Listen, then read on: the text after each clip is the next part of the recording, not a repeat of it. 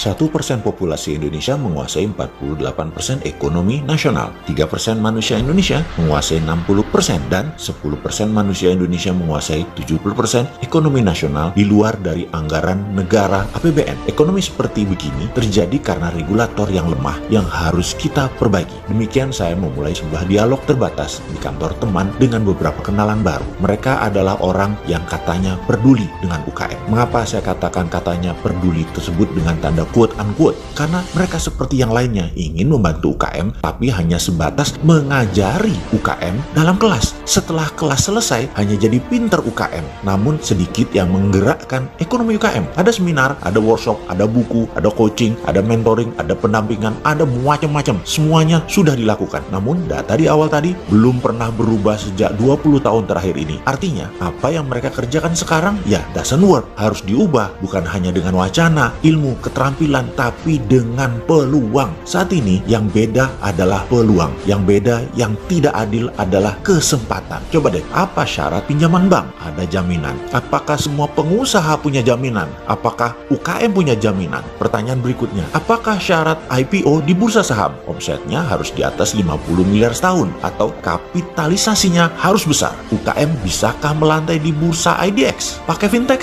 Pakai pinjaman tersebut? Wih, bunganya jadi rentenir tuh. Membuka lapangan kerja di mana 97% angkatan kerja diserap UKM, tetapi UKM tidak bisa pinjam bank, tidak bisa IPO. Lalu ilmu yang diajari tadi oleh orang yang dikatakan peduli tadi dipakainya di mana? Disinilah serunya pembicaraan kemarin, di mana kita ditantang bagaimana bisa menjawab $1 million question. Bagaimana UKM bisa naik kelas, yaitu menjadi perusahaan beraset besar dan beromset besar. Kalau saya boleh usul, yang pertama adalah bagaimana perusahaan bisa beromset besar terlebih dahulu. Jadi strateginya adalah selling terlebih dahulu. Kita semua tahu selling adalah seni menjual, yang seharusnya di atasnya adalah marketing dulu, bahkan seharusnya di atasnya lagi marketing ada yang namanya branding terlebih dahulu. Tapi kelamaan kalau di saat COVID kita bangun branding dulu, menentukan marketing dulu, kelamaan. Branding itu membangun trust, marketing itu memilah dan memilih pasar. Namun selling, ya selling, jualan, closing. Sungguh bagi saya closing selling itu menjadi terpenting saat ini. Jadi kalau bisa disimpulkan adalah kita harus melakukan push selling. Pull selling atau menarik adalah strategi online shop, berjualan menggunakan sosmed seperti IG atau FB, marketplace seperti Tokopedia, Bukalapak, Shopee. Itu semua besar biaya iklannya karena membuat orang kita tarik datang ke landing page kita, datang ke lapak kita. Di masa daya beli pilih-pilih seperti saat ini, karena kontraksi ekonomi resesi dunia, maka pull selling kurang agresif. Narik itu kurang agresif. Kita harus nyerang. Menyerang itu apa? Namanya push selling. Kita datangi sosmed orang, kita sambangi email orang, WA orang, Telegram grup, apapun kita infokan. Kita serbu dengan berbagai tools. Oke, ada yang perlu contoh push selling lebih rinci nggak? Oke, kita jelaskan, kita sederhanakan. Kita ikuti cerita ini. Beberapa saat yang lalu ada pertanyaan dilontarkan ke saya. Bisa jelaskan apa itu dinaran, Pak? Pertanyaan datang dari seorang yang baru dikenalkan oleh mitra bisnis saya. Saya pun menjawab begini. Dinaran adalah GoPay plus Genius plus debit card plus underlying emas. Oh gitu, sistem pembayaran toh. Saya pikir dinaran itu seperti beli emas di Pegadaian, hanya lebih liquid karena berbasis teknologi digital. Oh bukan Pak, dinaran adalah aplikasi alat bayar